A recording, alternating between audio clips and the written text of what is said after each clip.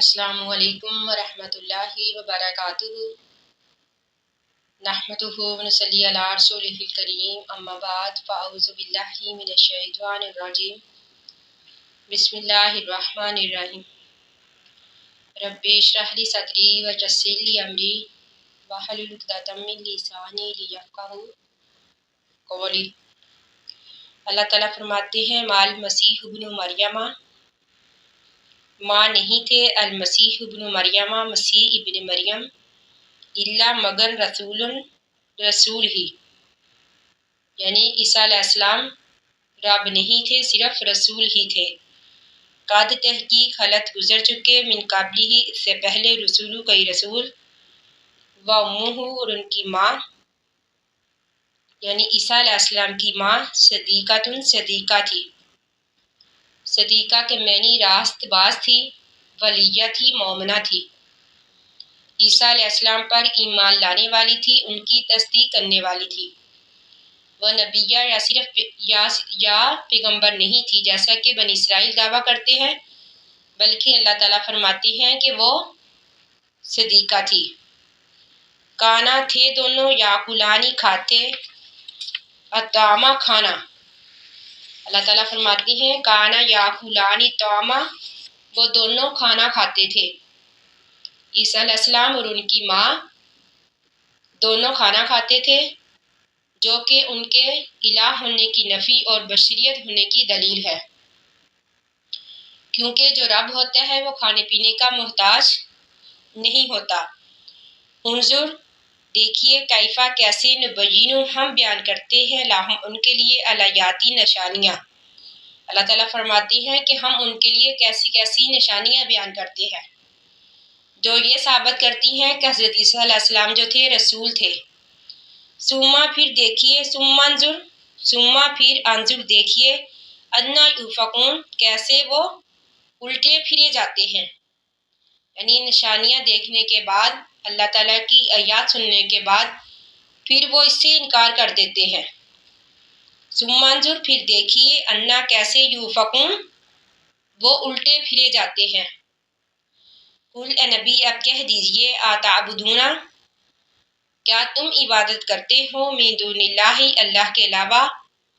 ما ان چیزوں کی، لا یملکو جو نہیں اختیار رکھتی، لاکم تمہارے لیے، ضرر نقصان کا، ولا نفعن اور نہ ہی نفع کا۔ نفع اور نقصان تو ایک طرف، وہ سننے کا بھی اختیار نہیں رکھتے۔ تو اللہ تعالیٰ فرماتے ہیں واللہ اور اللہ تعالیٰ هو السمیع العلیم، وہی سننے والا اور جاننے والا ہے، یعنی اللہ ہی مشکل کشا اور حاجت روا ہے،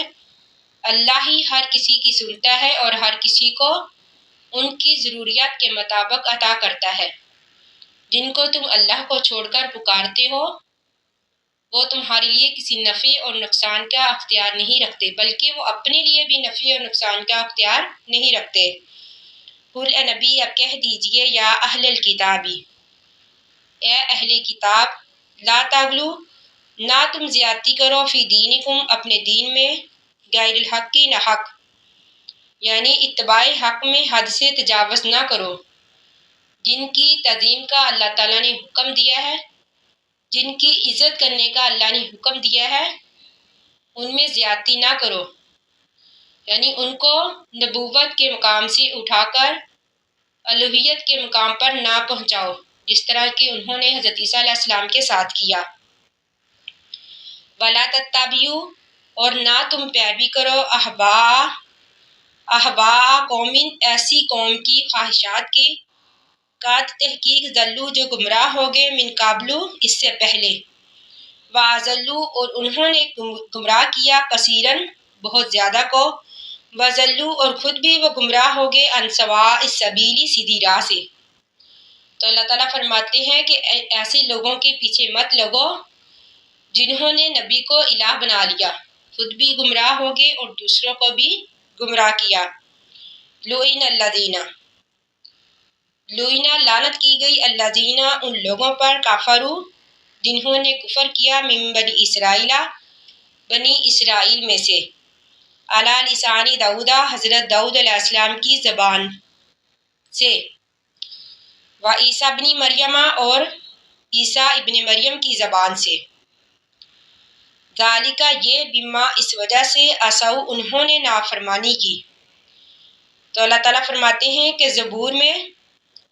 جو حضرت داؤد علیہ السلام پر نازل ہوئی اور انجیل میں جو حضرت عیسیٰ علیہ السلام پر نازل ہوئی ان پر لعنت کی گئی، اور اب قرآن کریم میں بھی ان پر لعنت کی گئی ہے۔ یہ لعنت ان پر کیوں کی گئی؟ ذالکہ یہ لعنت اس وجہ سے بما عصوا انہوں نے نافرمانی کی، یعنی وہ اللہ تعالیٰ کے احکامات پر عمل نہیں کرتے تھے،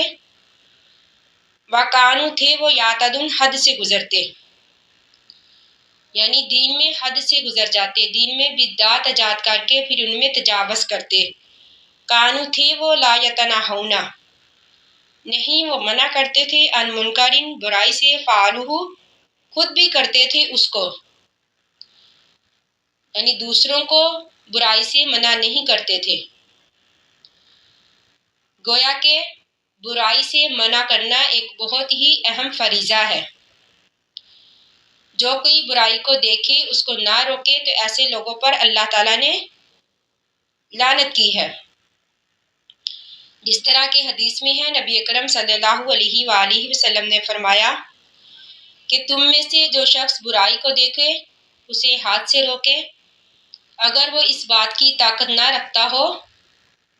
تو زبان سے روکے، اگر اس کی بھی وہ طاقت نہ رکھتا ہو تو دل میں اس کو برا محسوس کرے۔ یہ ایک کمزور ترین درجے کا ایمان ہے، یعنی برائی کو نہ روکنا یہ ایک بہت بڑا جرم ہے اور غضب الہی کا سبب بھی ہے۔ ایک اور روایت میں ہے کہ نبی اکرم صلی اللہ علیہ وآلہ وسلم نے فرمایا کہ اس فریضے کے ترک پر، یعنی برائی سے نہ روکنا، اس پر سخت وعید سنائی گئی ہے۔ آپ نے فرمایا کہ تم عذاب الہی کی حقدار بن جاؤ گے، پھر جو بھی تم دعا اللہ تعالیٰ سے کرو گے اللہ تعالیٰ اسے قبول نہیں کریں گے، یعنی اگر ہم برائی کو نہیں روکیں گے تو یہ اس پر وعید ہے۔ تو آپ نے اس حقیقت کی ایک مثال دی۔ آپ صلی اللہ علیہ وآلہ وسلم نے فرمایا کہ اللہ کی حدوں میں نرمی کرنے والا اور اللہ کی حدوں سے تجاوز کرنے والے کی مثال اس قوم سی ہے، ایسی قوم جس نے 2 منزلہ کشتی پر سوار ہونے کے لیے قرعہ اندازی کی، تو ایک حصے کو کشتی کا اوپر والا حصہ مل گیا، ایک گروہ کو یعنی اوپر والا حصہ مل گیا اور دوسرے گروہ کو کشتی کے نیچے والا حصہ۔ تو جب نچلے حصے والے لوگ پانی لینے کے لیے اوپر جاتے تو اوپر والے لوگوں کو تکلیف محسوس ہوتی اور اس بات پر وہ ناراض ہوتے، تو نچلے حصے والے لوگوں نے کلہاڑا مار کر کشتی میں سوراخ کرنا شروع کر دیا تاکہ ہم کشتی میں سوراخ کر لیں اور ہم آسانی سے پانی لے سکیں اور ہمیں اوپر جانے کی ضرورت بھی محسوس نہ ہو۔ تو جب اوپر والے لوگ نیچے آئے انہوں نے پوچھا کہ تم کیا کر رہے ہو؟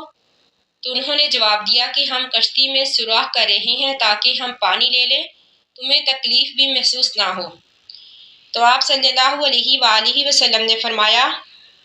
کہ اگر وہ لوگ ان کا ہاتھ پکڑ کر روک لیں،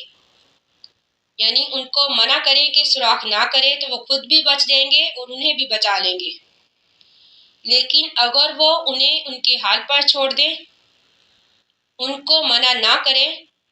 تو خود بھی وہ ہلاک ہو جائیں گے، ساتھ ہی دوسروں کو بھی ہلاک کریں گے۔ تو اس لیے ہمارے معاشرے میں ایسے لوگوں کا ہونا ضروری ہے جو نہ صرف خود برائی سے باز رہتے ہوں بلکہ دوسروں کو بھی اس سے روکتے ہوں۔ تو اللہ تعالیٰ فرماتی ہے لابیسا البتہ برا ہے، مکانو جو تھے وہ یافعلون کرتے،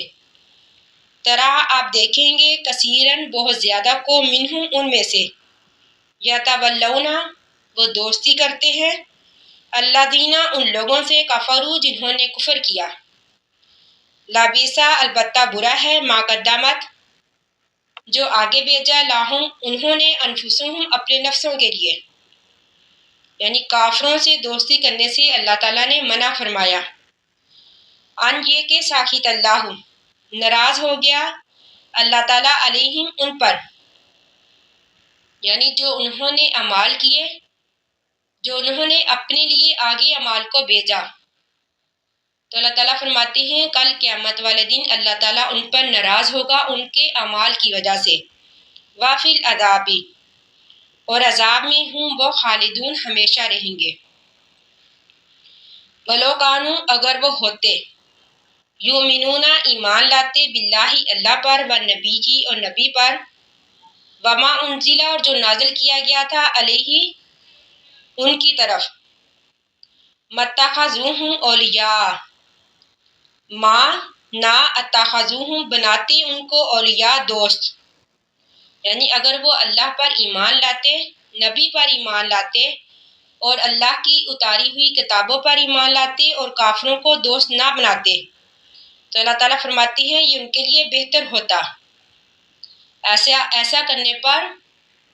ان کے لیے اللہ کے ہاں اجر ہی اجر ہوتا، ولیکن اور لیکن کثیرن بہت زیادہ منہم ان میں سے فاسقون نافرمان ہے۔ اس سے ہمیں یہ معلوم ہوا کہ جو صحیح معنوں میں ایمان والا ہوگا تو وہ کافروں سے کبھی بھی دوستی نہیں کرے گا۔ تو اللہ تعالیٰ سے دعا ہے کہ ہم نے جو بھی پڑھا اللہ تعالیٰ ہمیں اس کو سمجھنے اور اس پر عمل کرنے کی توفیق عطا فرمائے، آمین ثم آمین۔ آخر دعوانا ان الحمد للہ رب العالمین۔ السلام علیکم ورحمۃ اللہ وبرکاتہ۔